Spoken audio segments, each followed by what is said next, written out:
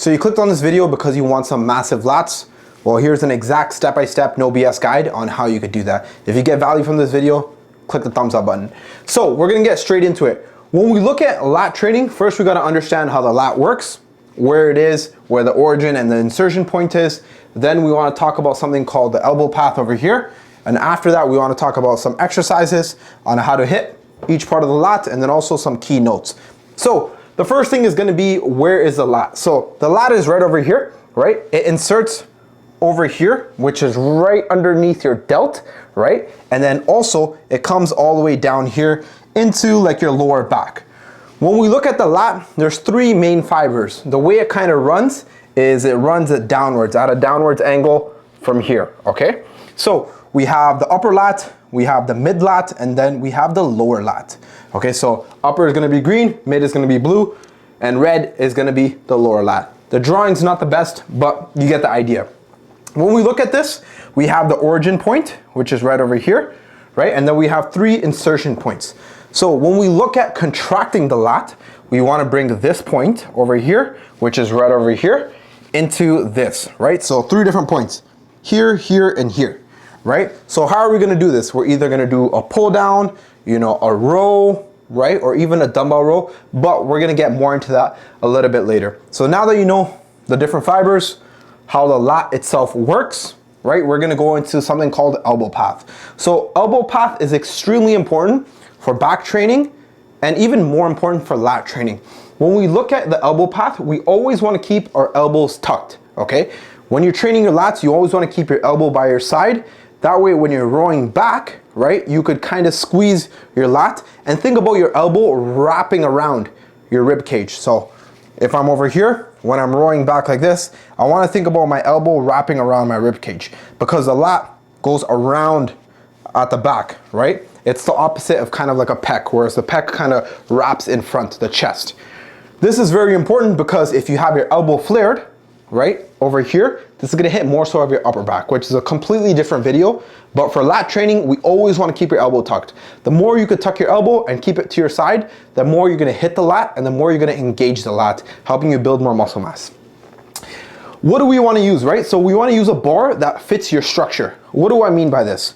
A lot of the times in the gym, you're gonna see this little baby handle, which is a V-bar, and you're gonna think about doing rows like this, right? This isn't a good handle because when I'm pulling like this, it's gonna put a lot of tension over here on my elbow. Instead, what you wanna do is you wanna use a bar that keeps these two joints stacked, right? So your wrist is in front of your elbow the whole entire time. So if the force or the weight's coming from here, I'm able to roll like this and keep my elbow tucked into my side, right? So you could do this with 2D handles or you could have a wider grip, but definitely don't use the baby handle if it doesn't fit your structure. If you're someone with very, very big clavicles, right, and you're a very broad person, the baby handle is gonna be useless for you. So make sure you're using the right handle. The second thing is using single arm movements is gonna be very, very beneficial. So single arm movements, this could be a single arm lat pull down, where you're coming from the top to the bottom, right? A single arm row with a cable, or a single arm dumbbell row. Why is it so beneficial? Is because you could really tuck that elbow into your side and you're not stuck to a fixed bar where you're doing a bilateral exercise. Actually doing unilateral exercises for your lat, I think is severely underrated, right? Because the contraction you could get is 10 times better. Because like I mentioned, right, you could really think about wrapping that elbow around the back.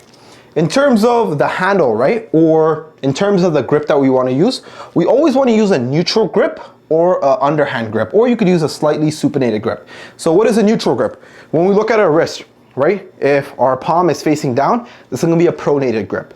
If our palm is facing each other, our palms are facing each other, this is gonna be a neutral grip, and if our palms are facing up, this is a supinated grip. For lat training, you always want to use a neutral grip or a supinated grip, but this is going to incorporate a little bit more of your biceps, right? So that's why I always like using a neutral grip. So if you're doing a cable roll, right, you want to do a cable roll with a neutral grip, right? If you're doing a lat pull down, you want to do a neutral grip lat pull down or a close grip lat pull down. If you're doing a single arm row, neutral, right? If you're doing a dumbbell row, neutral grip. Everything you want to have it neutral, because if your wrist is like this, if your wrist is pronated, it's facing down, your elbow is gonna tend to flare out, right? If your elbow tends to flare out, this is gonna hit more so of your upper back. So always neutral grip or supinated or a little bit semi-supinated as well, right? That's how we want to have our wrist, and that's like how we want to have our grip, right? On the bar, the handle, or the dumbbell. In terms of the exercises, right?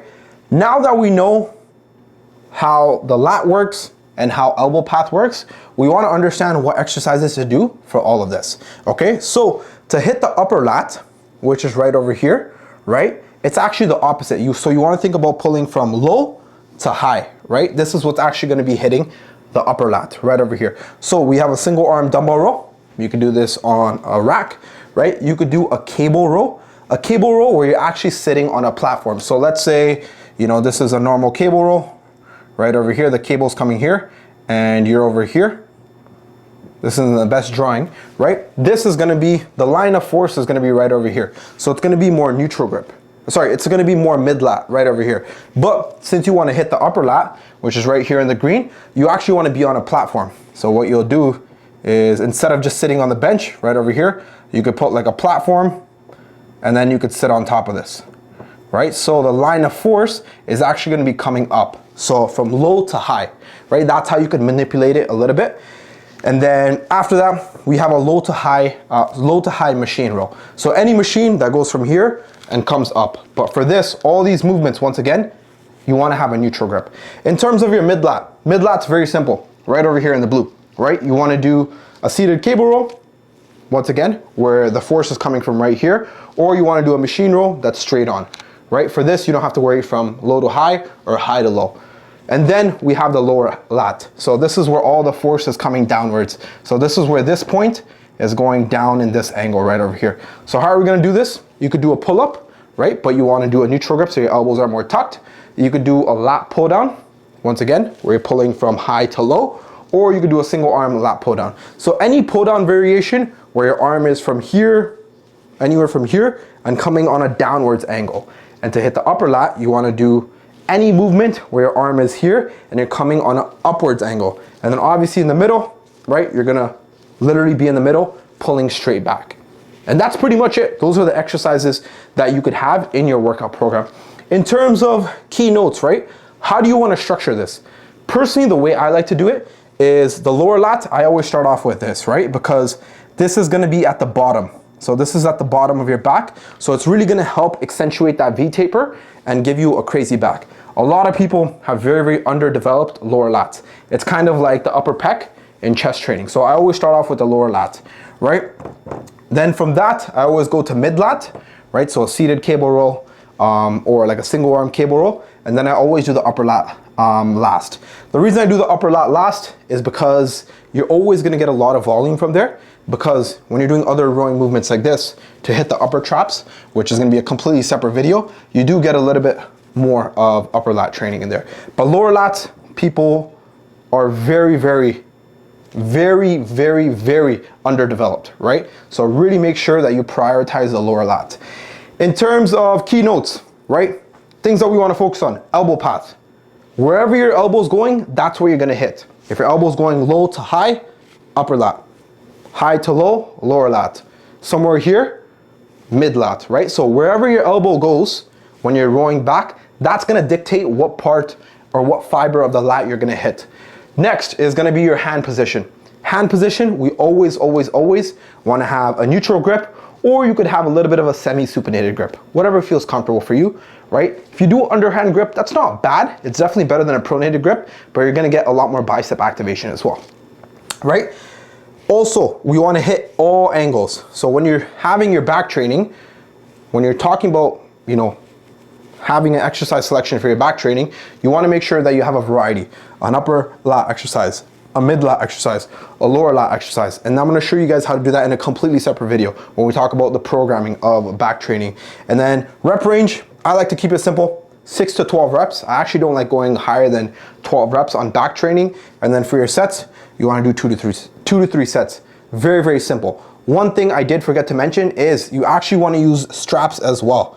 So make sure you're using straps, right? Because your grip strength is gonna be giving out. Your grip strength is gonna give out. Your back is a massive muscle group, right? It's the biggest muscle group in your upper body.